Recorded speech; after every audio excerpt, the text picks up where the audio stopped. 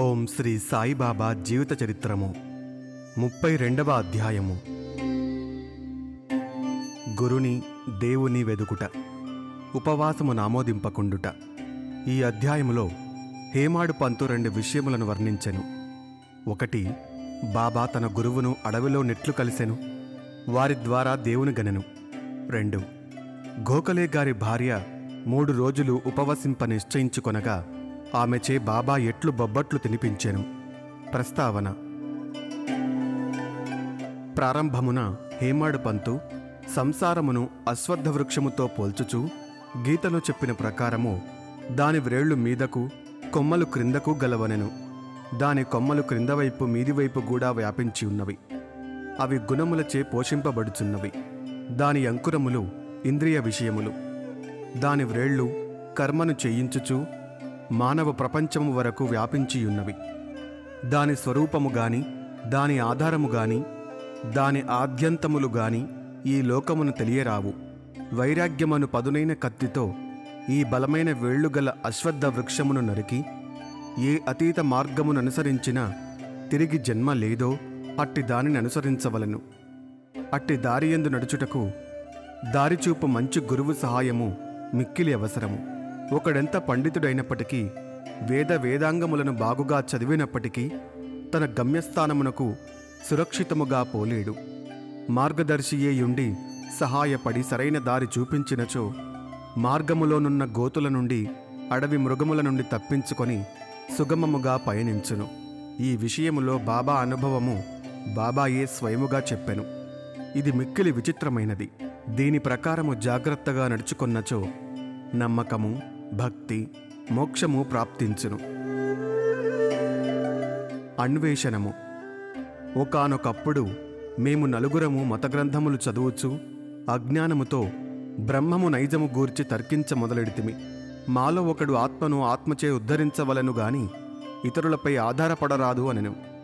అందుకు రెండవవాడు, మనస్సును స్వాధీనమందుంచుకొన్నవాడే ధన్యుడనియు, మనము ఆలోచనల నుండి, భావముల నుండి ముక్తులమైనచో మనకంటే వేరైనది ఈ ప్రపంచములో మరేదియూ లేదని చెప్పెను.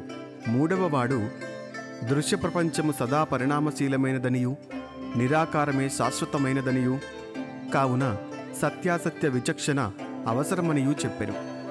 నాలుగవ వారు, పుస్తక జ్ఞానం ఎందుకు పనికిరానిది, మనకు విధింపబడిన కర్మను మనము పూర్తి చేసి తనువును, మనమును, పంచప్రాణములను గురువు పాదములపై పెట్టి శరణు వేడవలను. గురువే దైవము, సర్వమును వ్యాపించినవాడు. ఇట్టి ప్రత్యయమేర్పడుటకు దృఢమైన అంతులేని నమ్మకం అవసరము అనను. ఈ ప్రకారముగా తర్కించుచు మేము 4 పండితులము భగవంతుని వెదుకుటకు అడవులలో తిరుగనారంభించితిమి. తక్కిన 3 వారి స్వతంత్ర బుద్ధిని ఉపయోగించి వెదక నిశ్చయించిరి. దారిలో ఒక వర్తకుడు మమ్ములను కలిసి, ఇప్పుడు చాలా ఎండగానున్నది, ఎంత దూరము పోవుచున్నారు, ఎక్కడికి పోవుచున్నారు అని అడిగెను. అడవులు వెదుకుటకని మేము జవాబిచ్చితిమి.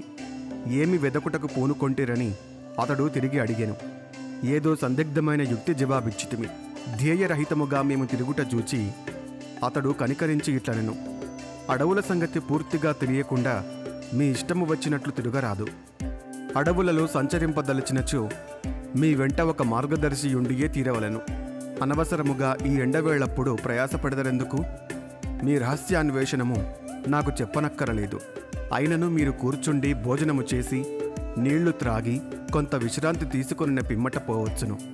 ఓపికతో ఉండు అనెను. అతడు అంత మృదువుగా మాట్లాడినను వానిని నిరాకరించి నడువసాగితిమి. మాకన్ని సంగతులు తెలియను, కాన ఇతరుల సహాయం అక్కరలేదనుకొంటిమి. అడవులు పెద్దవి, మార్గములు లేనివి. చెట్లు దగ్గరగాను ఎత్తుగాను ఉండుటచే సూర్యరశ్మి లోపల ప్రవేశింపకుండెను. కనుక దారి తప్పి అటు ఇటు చాలాసేపు తిరిగితిమి. తుట్టతుదకు ఎక్కడి నుండి బయలుదేరితిమో అచ్చటకే అదృష్టవశాత్తు తిరిగి వచ్చితిమి.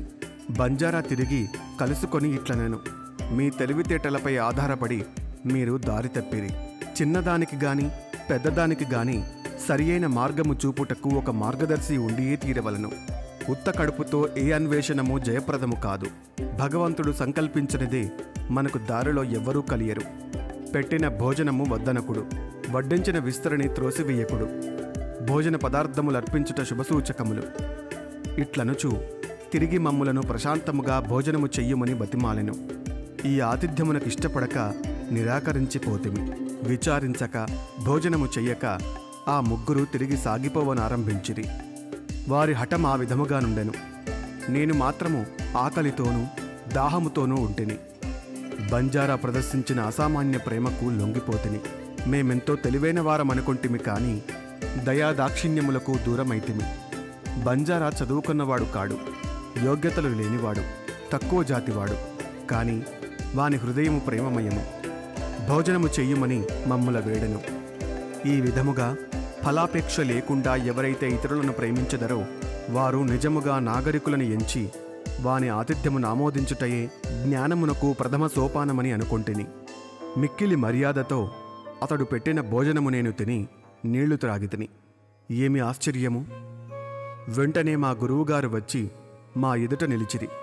వారు అడుగుటచే జరిగిన వృత్తాంతమంతయు విశదపరిచితిని. అప్పుడు వారు, నాతో వచ్చుటకు ఇష్టపడదరా? మీకు కావలసినదేదో నేను చూపెదను. నా యందు విశ్వాసమున్న వారికే జయము కలుగును అనిది. తక్కిన వారు వారి మాటలకు సమ్మతింపక ఎక్కడికో పోయిరి. నేను మాత్రము వారికి గౌరవపూర్వకముగా నమస్కరించి వారి ఆజ్ఞకు లోబడితిని. అంతటా వారు నన్నొక బావి వద్దకు తీసుకొని పోయినారు. నా కాళ్లను తాడుతో కట్టి నన్ను తలక్రిందులుగా ఒక చెట్టుకు గట్టి బావిలో నీళ్లకు 3 అడుగుల మీదుగా నన్ను వేలాడదీసిరి. నా చేతులతో గాని నోటితో గాని నీళ్లను అందుకొనలేకుంటిని. నన్ను ఈ విధముగా వేలాడగట్టి వారెచటికో పోయిది. 4-5 గంటల తరువాత వారు మరలా వచ్చి నన్ను బావిలో నుంచి బయటకు తీసి ఎట్లుంటివని అడిగిరి. ఆనందములో మునిగియుంటిని.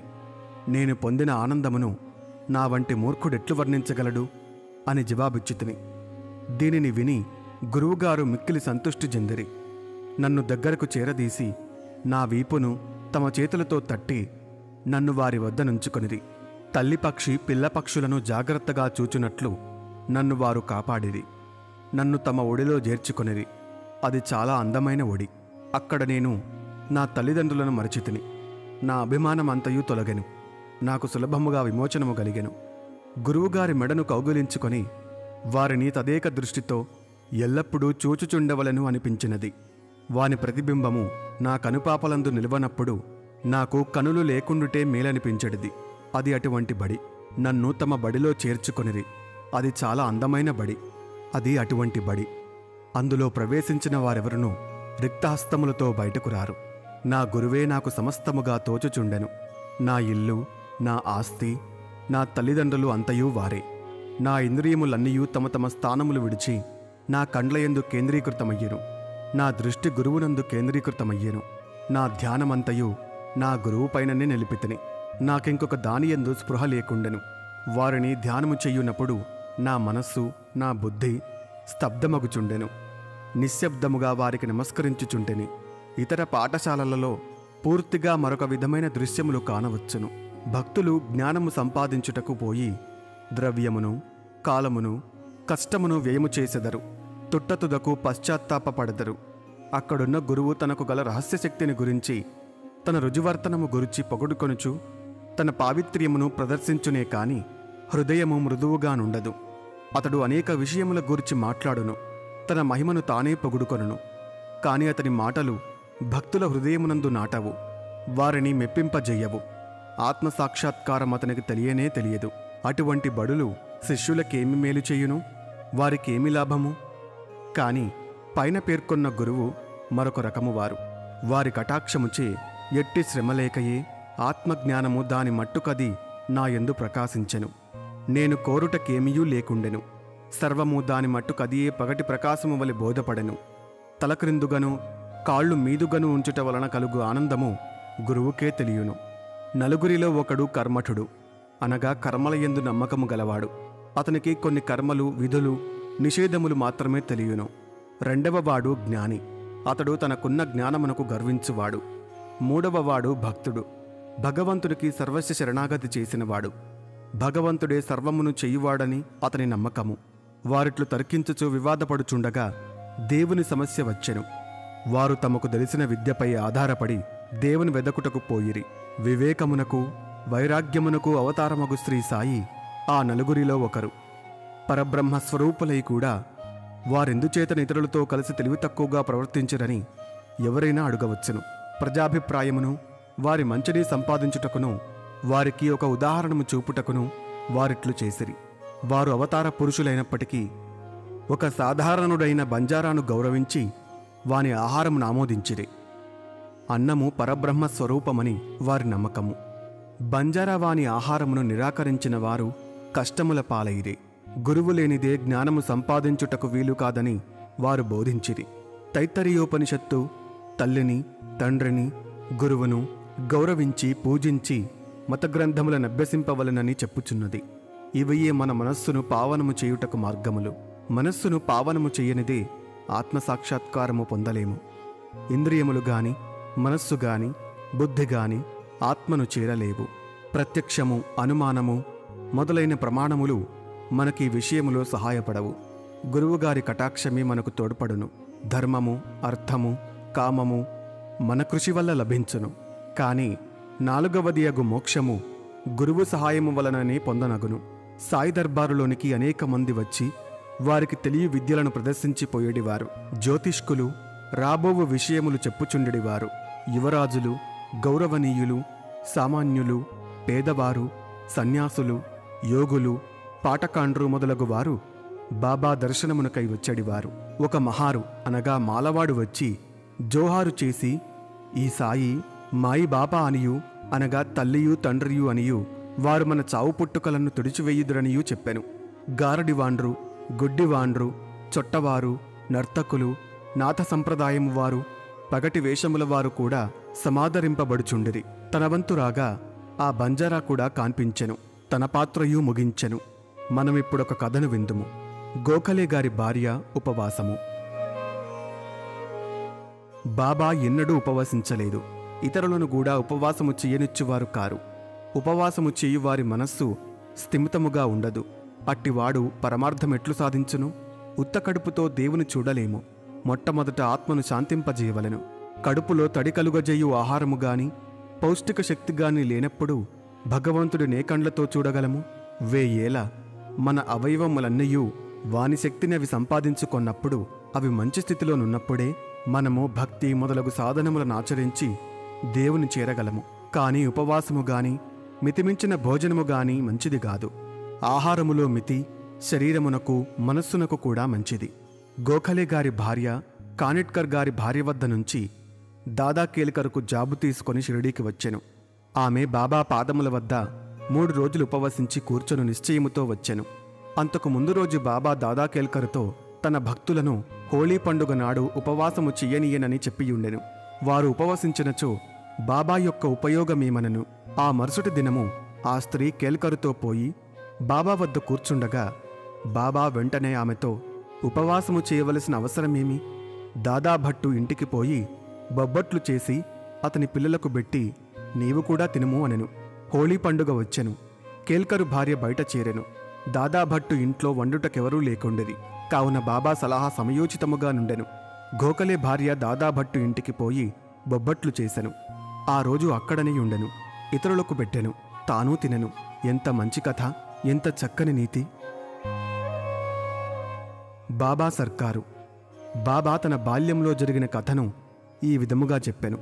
నా చిన్నతనములో భుక్తి కొరకు వెదకుచూ బేడ్గాం వెళ్ళితిని. అక్కడ నాకు బట్టలపై చేయు అల్లిక పని దొరికెను. శ్రమయనక కష్టపడి పనిచేసి తిని. యజమాని నా పనికి సంతృష్టి చెందెను.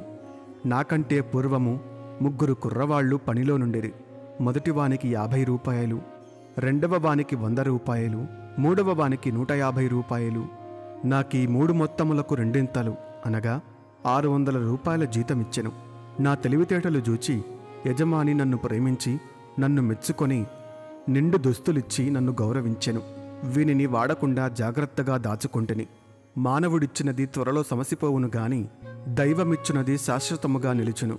ఇంకెవ్వరిచ్చినది దీనితో సరిపోల్చలేము.